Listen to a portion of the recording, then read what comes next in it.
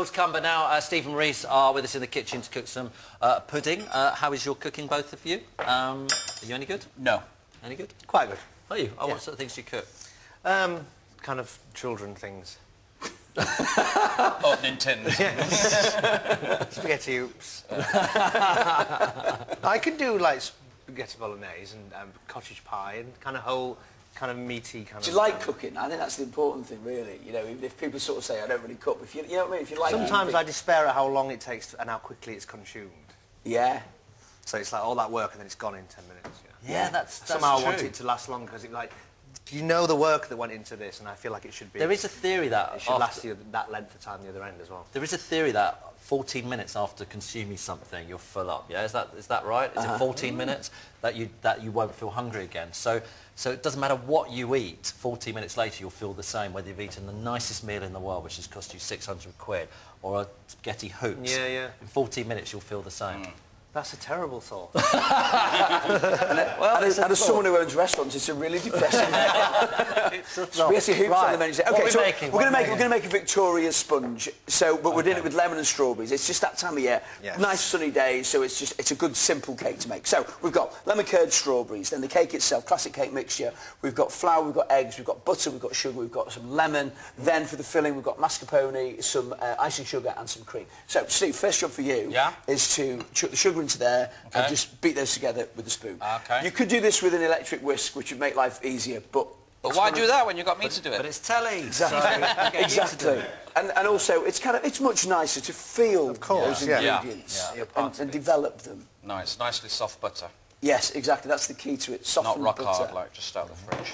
And then crack your 4 eggs in and beat those in as well. While you do that, I'll zest this lemon. Can I ask you about you on Radio 4? You did a ghost hunt type scenario, didn't you? We did, yes. Where you went and stayed in a haunted house, all 4 of you from League of Gentlemen, looking for ghosts. Where did you go? You went to a bar. We went to an old barn in Bristol, yes, called the Ram Inn. Were there ghosts? No, there was the power of the human mind. Did you ever see the Happy Mondays ghost hunting? No, I saw a little bit of it. It's up there with the 1966 World Cup final for TV moments. It is absolutely... I mean, it was one of the great TV moments. It was we were nearly asked to... real-life Scooby-Doo. It was fantastic. We were asked to do one of those ghost hunting ones, and we got bumped, didn't we? Yeah. By, who was it? The Dingles off Emmerdale Farm. Yeah. Oh, no. They chose them over us, can you believe? So have you ever... You didn't see a ghost there? No. Or we all had to stay in different parts of the barn that were reputedly haunted. There was a bishop's room and a witch's room, and it was just quiet. I mean, it was a very odd place, though, wasn't it? It did feel odd, yeah. There was an atmosphere about it, but I don't know whether that was just us making it feel odd, and it wasn't actually odd at all. Was it just you, or was there a production team there? There was a very skeleton crew of people, and there was us, and there was a medium, and there was some parapsychologists. And did they say that there was anything there on that night? Well, Jeremy was in a room at one point, and the alarm went off. And he jumped up and was quite scared, but I think it was a rat or something that ran out. So I'm fascinated by ghosts because I've never seen one, and I've never seen a ghost or an alien or any of those sort of things. Do you believe in ghosts? I don't want to not believe in ghosts, but I've never seen them. I think it's unfair that they never come to me. Yeah. We had a thing with a medium where she was asking questions and saying yes or no, and there was clicks, weren't there? And we couldn't figure out. Yeah, I was watching. That was weird. It was rapping, yeah. And little taps. Clips on what? No, there were little clicks like this. And then so just divide that between the two. That's okay mixed up. So that was our sugar, butter, eggs, flour, and then half in there and half in there. It was like someone was tapping the board. But who? Well, you couldn't see anyone. No, we couldn't see anyone. Oh. It was like that was inexplicable. Oh. It was Mark Gatiss. So do you believe? So on the other side of it then, has it changed what you thought? I mean, did you go in cynically thinking, this is just nonsense? I mean, we went in with an open mind and we came back out with it even more firmly closed. I think it's really exciting, but you could absolutely see how if you were of the kind of mind that wanted to believe in it, you would take everything from it that you were feeling odd. Yeah, it was a ghost, I'm sure there was a presence in that room, but it was just not true. Because I quite often think as well, you know, when you go to places that are haunted or whatever, that almost the hype behind them almost makes you feel, like you said, that there is an atmosphere in a place for that reason. In a very different way. I remember going to, in Valencia, I went to a bull ring, and there was just like a weird kind of feeling. There was this one little bit where the bullfighters go before they go on, and you could almost feel like a bit of tension. Do you know what I mean? Because they go in there, then the next thing might happen, they might get gouged by a bull. Yeah, well, you do get, if you go to any religious places, there's always... absolutely, If you go to the Vatican, it's like, wow. The dread, you feel it. It's psychological, though. It's not a real physical thing. It's what you're saying. If you see a ghost, I'll believe in ghosts. Fine. Yeah. But if they don't appear to you, what are you meant to do? Okay, what are you meant to do? I see why they're leaving me out. Do you think that about life in general? Have you seen one? No. No. Not Do you think that in general? Not I everyone can't can see them. Yeah. Cake cups, 25 minutes, okay. Brilliant. So, Reece, what you need to do quickly is put the mascarpone, the icing sugar and the cream into that bowl and beat those together. Right, okay. So you could just use whipped cream for this, but for us, we're just going to kind of make it a little bit more exciting. And just really give it a good old beat around, and that will just give a really nice, different flavour to it, because there's lots of sweetness in this. And so we have... Right, there we go. It's that lemon curd. Some lemon curd onto there, and there's lemon, of course, in the cake as well. Can't do it. So that's kind of that's stage one. Was it dark? You're still on this one, mate. Stop going on about it. Because I always think, why don't they leave the lights on? Why do you have to have the lights on? There was seemingly no electricity in the place because the guy who runs it, he keeps it. It's a real rundown place, and he invites people to go and see it, parapsychologists and stuff. Right. But it's not a real home. He lives there, but it's kind of like at the end of the on-site. night we left, and he was in a sleeping bag on a sofa. We just had to creep by him. Well, you didn't. There he is. You didn't stay the whole night. No, we 4 o'clock in the 4 morning. o'clock in the morning. Then went to a luxury hotel. They're not here by 4. We're going. Come on. Yeah, so they didn't show up.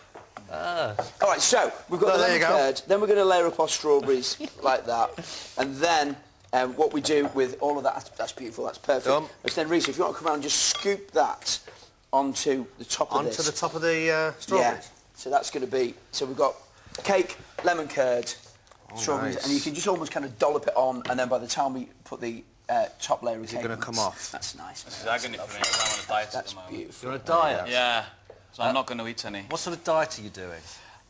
It's a French diet. Can I say the name of it? No. Okay. It's the French one where you All don't right. eat any carbohydrates. So basically, I'm doing sort of, you know, like a week of just protein only. Really? Yeah. And is it working? I think I've lost some weight, yeah.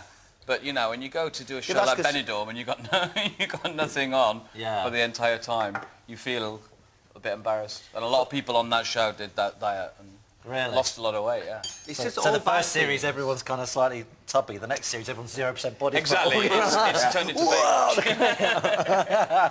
Red trunks, all of you. Exactly, yeah. Okay, so we've got our delicious mascarpone, we've got our lemon curd, we've got our strawberries, we've got our fantastic cake that we've made so beautifully, and then all Let's we do come over, guys. at the end is a little bit of that, I and feel like I'm at the royal wedding.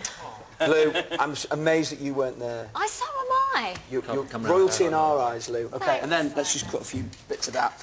Some little serving plates there. I think the trick is to cooking, because I don't really cook. It's just talking to someone while you're doing it. That's Then you it, don't yeah. notice. Yeah, exactly. We never noticed we've made a cake. And you did it so brilliantly. Distraction. Have you got any of these out the back? Yeah, loads. Yeah, there we go. One. No, you please, you need to try I'm it. sorry, I Oh, can't you eat it. can't. I can't. Oh, I'll take you it off will. your hand. Oh, thank you. Yeah. Lou, one for you. You'll never turn down cake. I know Oh, that. no, I won't. Especially when it's got strawberries in it. Yeah.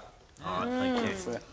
Oh, hey. Oh, I love Nicest the lemon. cake ever, Stephen. No, you can't tell me. No, you cannot tell me. No, sorry. No, I'm loving your willpower. That is great. Okay, Oh, wow. coming up, Simon, Gareth and I are cooking the final course of a Vietnamese sandwich. Now, though, it's Deja Vu and another chance for you to guess the year these stories were news and this episode of Super Great. Okay, Deja Vu, we had the Pet Shop Boys, the Great Storm, stock market crash, etc., and Super Grant. The year was 1987. You guys are getting stuck into your sea trout already. Do you like it? Did I hit 87 there? Yeah, you got it right. Well done. Look at me. Simon and me were absolutely miles off. Gareth, would you like to have a quick trial of that whilst we're... Borrow your fork. Yeah. I'm really excited about this. We've got a couple of emails in here. This is from Hush Hush for you guys. Okay. Your shows are very dark. How often have you had to edit things out because they've gone too far? Is there stuff you've done which have gone to the lawyers and they've gone absolutely nowhere? You're putting that in. It's far too dark. There's only one thing in the latest series I could think of that was a bit defamatory about a well-known celebrity. Oh, so it's about that not being... That had to go. Oh, yeah, it wasn't that it was scary or anything. It was but no, we know where the line is, I think, and we like to skirt close to it and not quite cross it. Oh, well, that's how's the pork? Do you want to try some? Oh, absolutely. Yeah. Everyone's got pork envy. We've got a minute left, so we're going to talk about singing. Anthony Dean says, actually, before we do this, you were telling me about singing on the stage. Well, don't ask me, ask him, he's not on. I'm going to talk to you about it. You said about, because you've been in a few musicals, it's all about singing in the right way to protect your voice. Absolutely, yeah. You can't just... if you can't do it, you really can't do it, and it's damaging and scary, because I can't be off, because I'm one of the leads, so it's hard to just go, I've lost my voice, so you've got to really treat it very carefully and retract your false vocal cords, and there's a lot of technical stuff that you really, in the moment, you can forget it in an instant. Because I'm very, you know, I just go for it on stage, but you can't really. You've got to have half an eye on... You get carried away with the Absolutely, audience, and you can start to push, and you can do damage, especially on a long run like you're talking about. It's a technical business. It's dangerous out there. Yes, it is. So if you're a pro singer, you should still go to lessons continually. Always, for your whole career. Getting just checked, like you go to the doctor just to be checked up, make sure you're in good nick. OK, well, that's it for this week.